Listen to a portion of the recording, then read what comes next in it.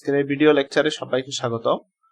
আমরা আজকে একাদশ এবং দ্বাদশ শ্রেণীর যে গুরুত্বপূর্ণ একটা অধ্যায়, সেটা হচ্ছে তৃতীয় অধ্যায় number system and digital device. যে অধ্যায়টি আছে সেটার যে প্রথম অংশটা নাম্বার সিস্টেম বা সংখ্যা পদ্ধতি, সেই সংখ্যা পদ্ধতি নিয়ে আলোচনা করবো। আজকে আমাদের ফার্স্ট লেকচার এই অধ্যায়ের।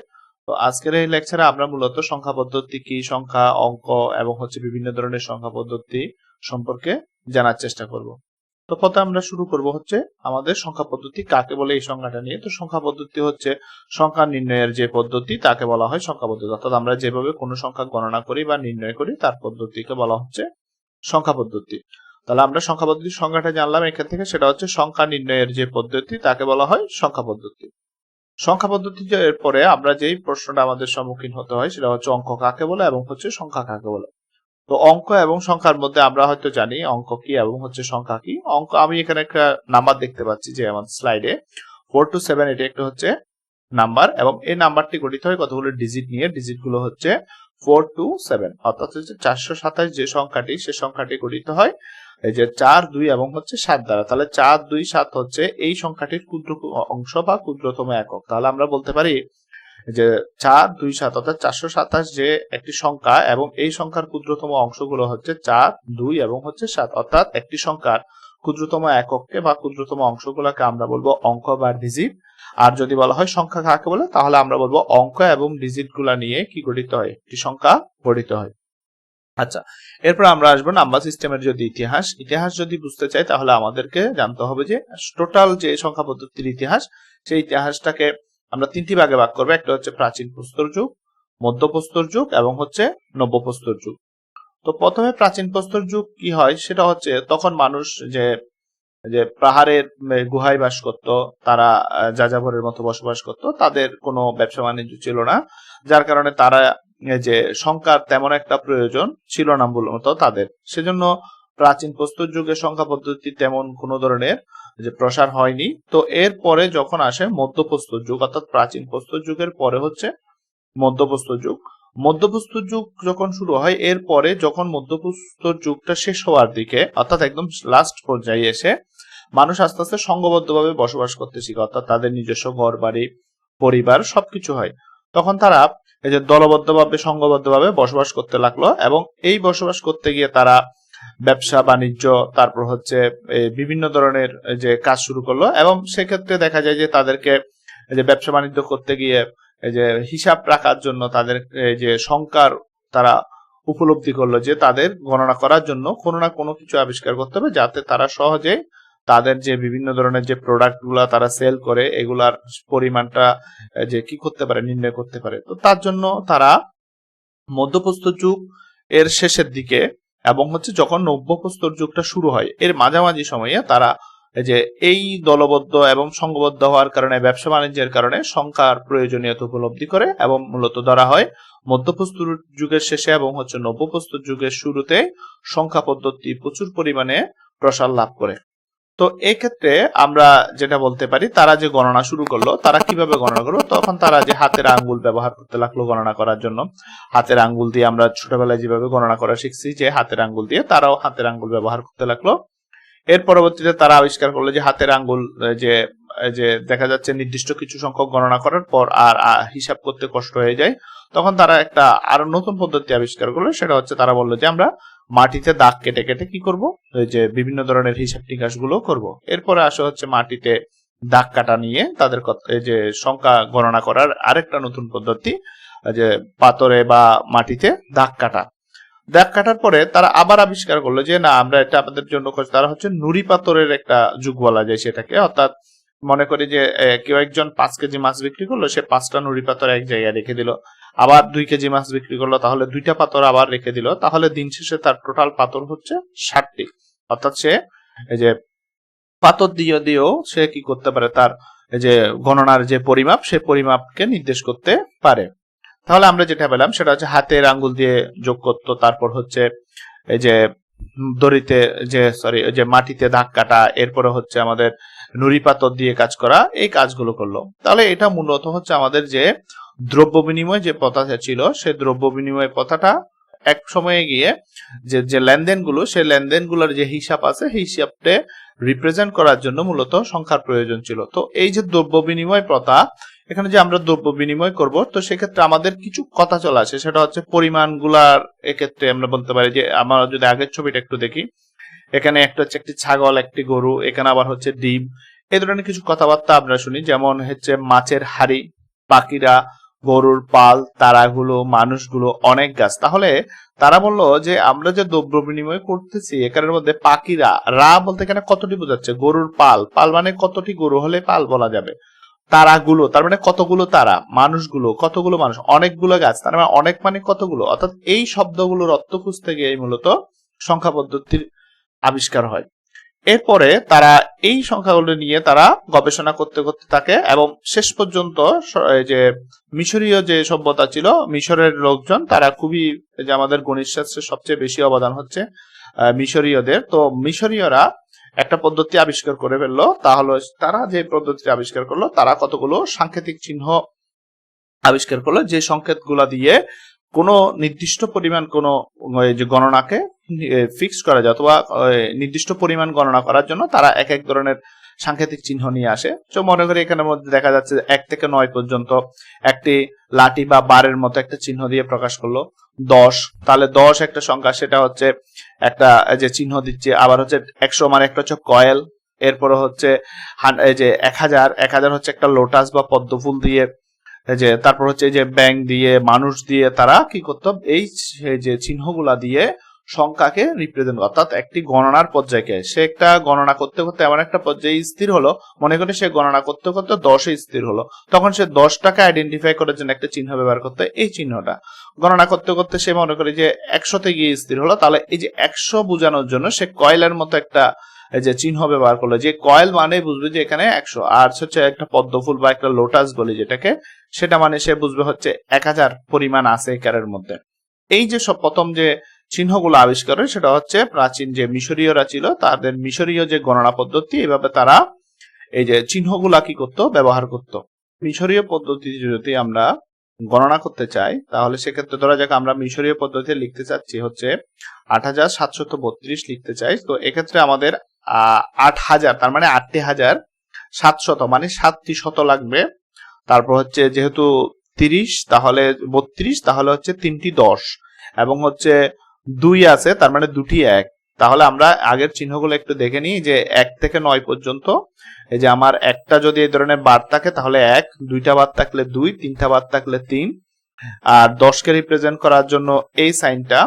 তারপর হচ্ছে কয়েল হচ্ছে 100কে, আর হচ্ছে 1000 যদি হয় তাহলে আমাদের জন্য লোটাস। তাহলে আমরা এই সংখ্যাটাকে যদি লিখতে চাই মিশরীয় পদ্ধতিতে 8000, তার মানে আমার 8টি পদ্ম ফুল, 700, তাহলে 7টি শত কয়েল, এরপর হচ্ছে 32 যদি হয় তাহলে 3টি 10, তাহলে এই যে 3টি 10, আর পরে আছে 2, তাহলে 2টি বার মানে 2, তাহলে এখানে বোঝাচ্ছে এটা হচ্ছে 2, এখানে হচ্ছে 3টি 10 মানে হচ্ছে 30, এখানে হচ্ছে 7টি শত তার মানে হচ্ছে 700, আর এখানে হচ্ছে 8টি পদ্ম ফুল, যেহেতু 8টি হাজার তার মানে হচ্ছে 8000। ঠিক এভাবেই কিন্তু মিশরীয়রা এই যে সংখ্যাগুলাকে রিপ্রেজেন্ট করার জন্য চিহ্ন ব্যবহার করত।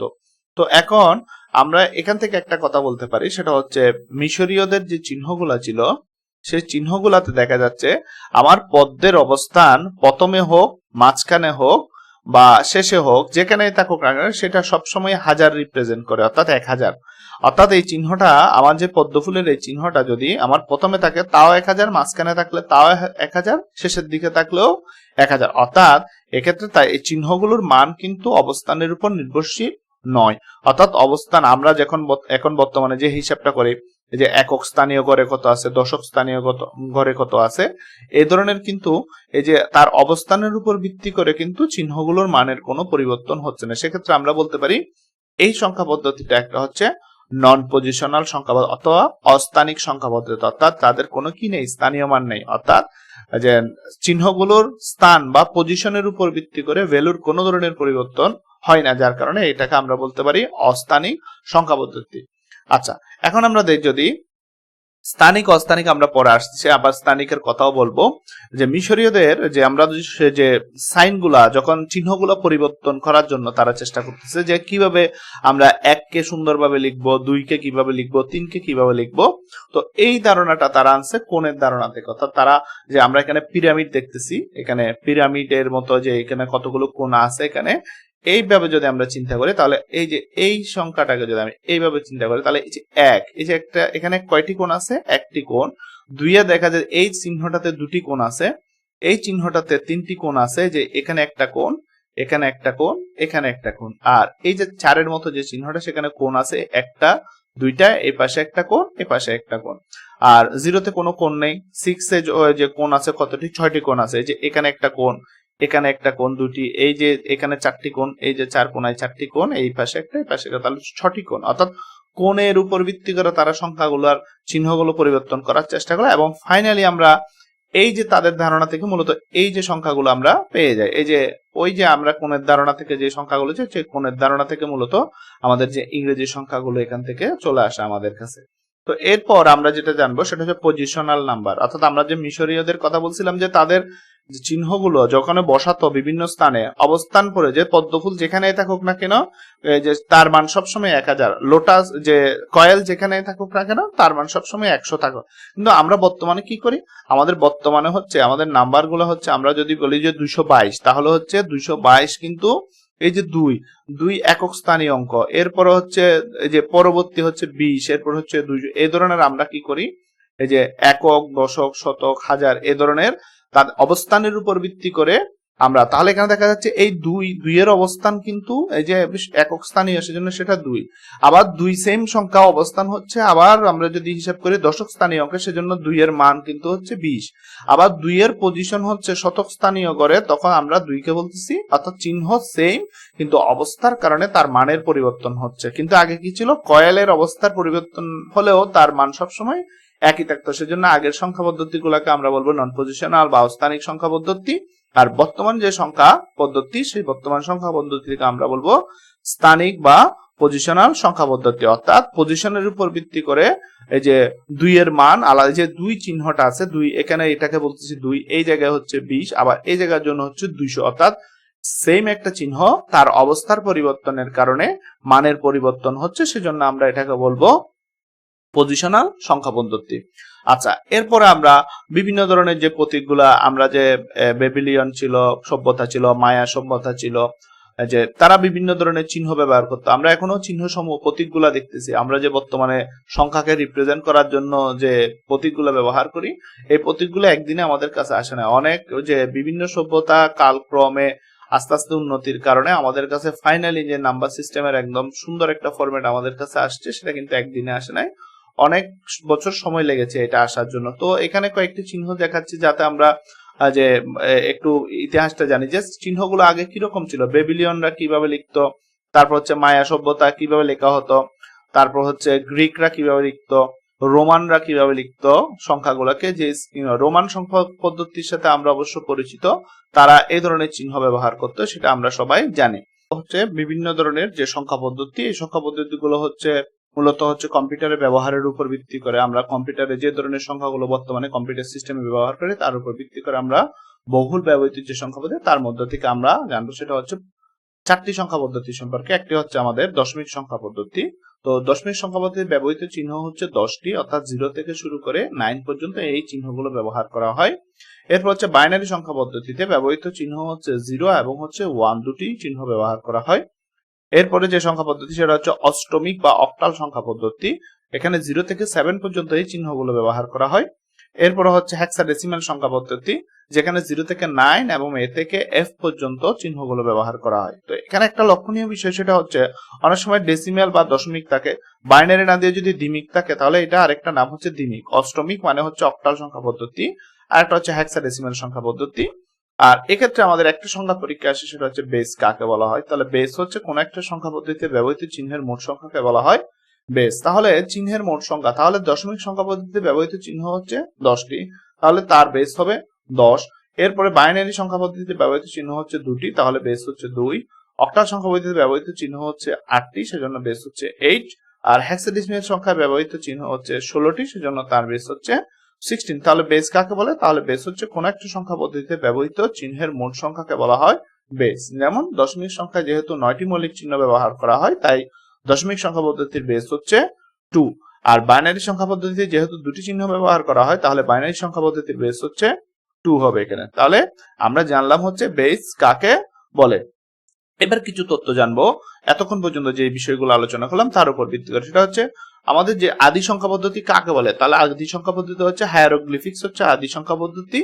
আর যেটা ছিল এই যে খ্রিস্টপূর্ব 3400 এই যে গণনার ক্ষেত্রে এই সংখ্যা পদ্ধতিটা ব্যবহার করা সবচেয়ে আদিম এবং সবচেয়ে পুরাতন সংখ্যা পদ্ধতি আমরা বলতে পারি, অর্থাৎ আদি সংখ্যা পদ্ধতি বলবো হায়ারোগ্লিফিক্স। এবং আরেকটা কথা হচ্ছে হায়ারোগ্লিফিক্স হচ্ছে একটা নন পজিশনাল সংখ্যা পদ্ধতি, অর্থাৎ এখানে যে সংখ্যাগুলোর স্থানীয় মানের কোন ধরনের হিসাব করা হতো না। এরপরে যেটা আছে সেটা হচ্ছে যা যে হায়ারোগ্লিফিক্স যে শব্দটি, সেটা হচ্ছে একটি গ্রিক শব্দ। পরীক্ষা আসতে পারে যে হায়ারোগ্লিফিক্স কোন ধরনের শব্দ থেকে আসছে। তাহলে হায়ারোগ্লিফিক্স এই কথাটি আসছে গ্রিক শব্দ হায়ারোগ্লিফোস নামক যে ওয়ার্ডটি আছে তার থেকে আসছে কি হায়ারোগ্লিফিক্স।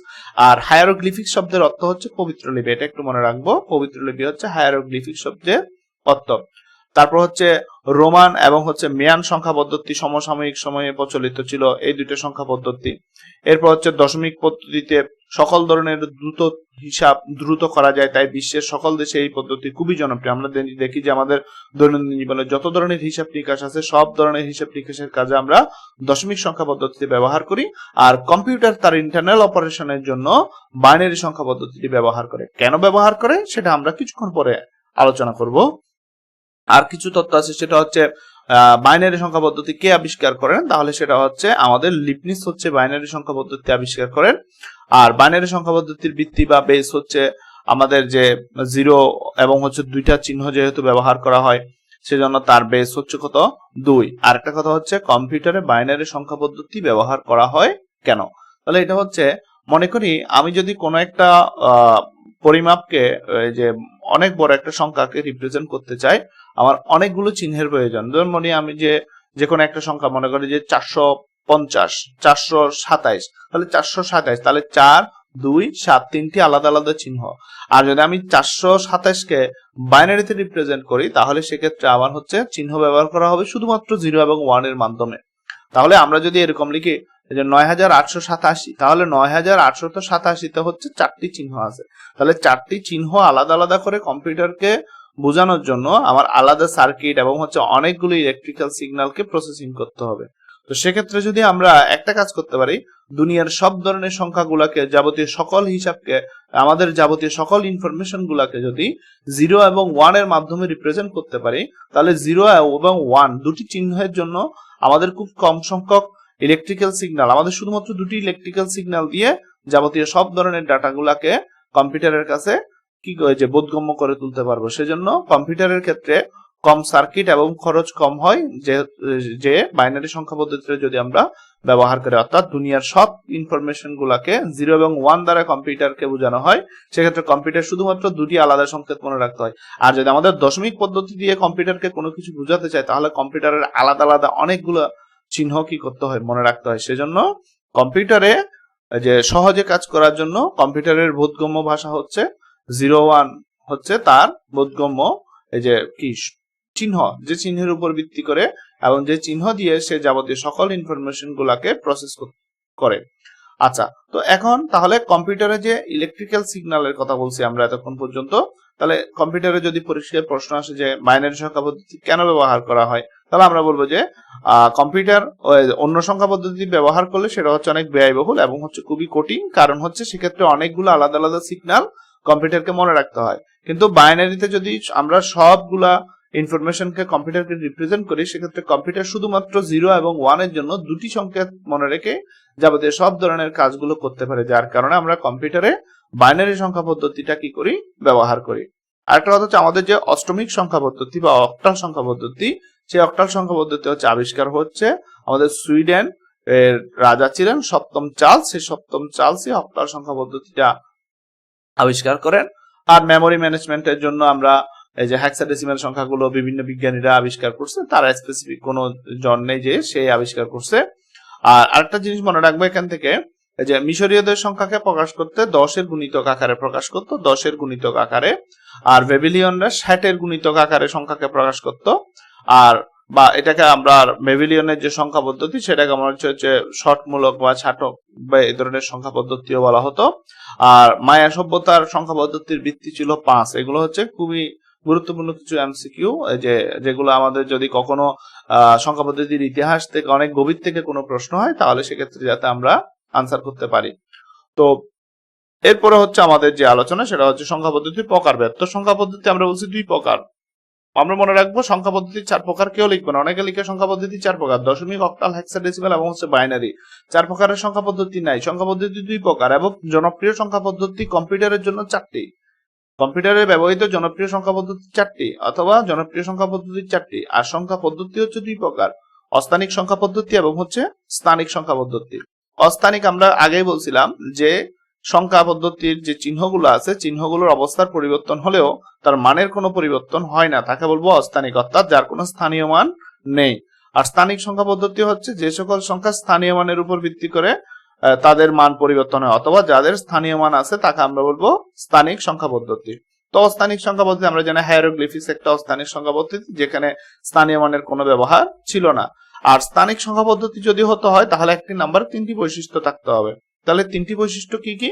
একটি হচ্ছে, প্রথম কথা হচ্ছে বেস থাকতে হবে সংখ্যা পদ্ধতি, এরপর সংখ্যাটিতে ব্যবহৃত প্রত্যেকটি চিহ্নের নিজস্ব মান, এরপর হচ্ছে সংখ্যাটিতে ব্যবহৃত প্রত্যেকটা চিহ্নের স্থানীয় মান থাকতে হবে। যেমন আমি এখানে একটা সংখ্যা দেখাচ্ছি, এখানে এটা হচ্ছে 2a9.7d। তাহলে আমরা একটা জিনিস খেয়াল করবো, এটা একটা পজিশনাল সংখ্যা যদি বলতে চাই তাহলে তার 3টি বৈশিষ্ট্য আছে কিনা। প্রথম কথা হচ্ছে, তাহলে আমরা পজিশনাল সংখ্যা পদ্ধতি সম্পর্কে যদি জানতে চাই তাহলে তার 3টি বৈশিষ্ট্য থাকবে। তাহলে মনে করে আমি লিখলাম 427, এই সংখ্যাটা লিখলাম। 3টি বৈশিষ্ট্য বলতে এর একটি বেস থাকবে, অর্থাৎ এই যে 7, 2 এবং হচ্ছে 4, এই প্রত্যেকটা চিহ্ন কোন একটা নির্দিষ্ট সংখ্যা পদ্ধতির অন্তর্ভুক্ত হবে। আমরা যেটা বলতেছি সংখ্যা পদ্ধতির একটি কি থাকবে, বেস থাকবে। তারপর হচ্ছে ধরি আমরা যে স্লাইডের যে কথাটা বলছি সেটা হচ্ছে 2a9.7d, ওটাই লিখি, লিখলাম 2a9.7d। এখন এখানে এই যে 2a9.7d এই প্রত্যেকটা চিহ্ন কিন্তু হেক্সাডেসিমাল সংখ্যা পদ্ধতির অন্তর্ভুক্ত। তাহলে এই সংখ্যা পদ্ধতির একটি বেস আছে, তাহলে সংখ্যা পদ্ধতির একটি বেস থাকতে হবে। দ্বিতীয় কথা হচ্ছে প্রত্যেকটি চিহ্নের নিজস্ব মান থাকবে, প্রত্যেকটি চিহ্নের নিজস্ব মান। তাহলে প্রত্যেকটি চিহ্নের নিজস্ব মান বলতে আমরা এখানে বুঝাচ্ছি, ধরি আমি গণনা করতে করতে সাথে গিয়ে ধরে একটা বেঞ্চে 7 জন স্টুডেন্ট আছে এবং আমি বলতেছি এটাকে 7, আরেকজন বলতেছে 7 জন স্টুডেন্ট, আরেকজন বলতেছে 7 জন স্টুডেন্ট। তার মানে কি, এটাও হচ্ছে 7 কে ইন্ডিকেট করে, এটাও 7 কে ইন্ডিকেট করে, এটাও 7 কে ইন্ডিকেট করে। তার মানে এটা কিন্তু 7 নয়, এটা একটি চিহ্ন, এটা একটি হচ্ছে চিহ্ন যার মান এবং চিহ্নের মান হচ্ছে কত, 7। এটা একটি চিহ্ন যার মান হচ্ছে 7, এটা একটি চিহ্ন যার মান হচ্ছে, অর্থাৎ কোন একটি গণনার পর্যায়কে নির্দিষ্ট করার জন্য আমরা চিহ্ন ব্যবহার করি, প্রত্যেকটা চিহ্নের এক একটা মান আছে। তার মানে এটা একটা চিহ্ন যার মান হচ্ছে 2। হেক্সাডেসিমালে এটা একটা চিহ্ন যেটা দিয়ে নির্দিষ্ট সংখ্যাকে গণনা করা বা রিপ্রেজেন্ট করা হয়। তাই এটি একটি চিহ্ন যার মান হচ্ছে 9। তার মানে এই যে প্রত্যেকটা চিহ্নের নিজস্ব মান থাকবে। আমি যদি 2 তারপর হচ্ছে এই ধরনের একটা চিহ্ন দিয়ে যে 9.7d দিতাম তাহলে কিন্তু এই চিহ্নটা কিন্তু কোনো সংখ্যা পদ্ধতির অন্তর্ভুক্ত নয় এবং এর কোনো নিজস্ব কিন্তু মান নেই, অর্থাৎ প্রত্যেকটা চিহ্নের নিজস্ব মান থাকতে হবে। আরেকটা কথা বলছি সেটা হচ্ছে প্রত্যেকটি চিহ্নের স্থানীয় মান। আমরা যখন হিসাব করি ধরি 4 2 7, তাহলে একক স্থানীয় 7, তাহলে 7 × 1। 2 হচ্ছে দশক স্থানীয়, তাহলে 2 × হচ্ছে 10, তাহলে হচ্ছে কত, এখানে হচ্ছে 7, এখানে পাচ্ছি কত 20। আর 4 হচ্ছে শতক স্থানীয়, তাহলে 4 × 100, তাহলে সেটাকে আমরা বলবো কি 4 × 100 ইকুয়াল হচ্ছে 400। তাহলে আমরা টোটাল যদি যোগ করি তাহলে হচ্ছে 427। তাহলে 427 এই যে সংখ্যাটা আনার জন্য আমাদেরকে স্থানীয় মানের কি করতে হয়, বর্তমানে হিসাব করতে, অর্থাৎ স্থানীয় মান থাকবে, এটার একটা স্থানীয় মান, এটার একটা স্থানীয় মান, এটার একটা স্থানীয়, অর্থাৎ সংখ্যাটির কি থাকতে হবে, অবশ্যই একটি প্রত্যেকটা চিহ্ন স্থানীয় মান থাকতে হবে। তাহলে এই 3টি বৈশিষ্ট্য বৈশিষ্ট্য থাকলে একটি সংখ্যাকে এই যে আমরা পজিশনাল সংখ্যা বলতে পারবো।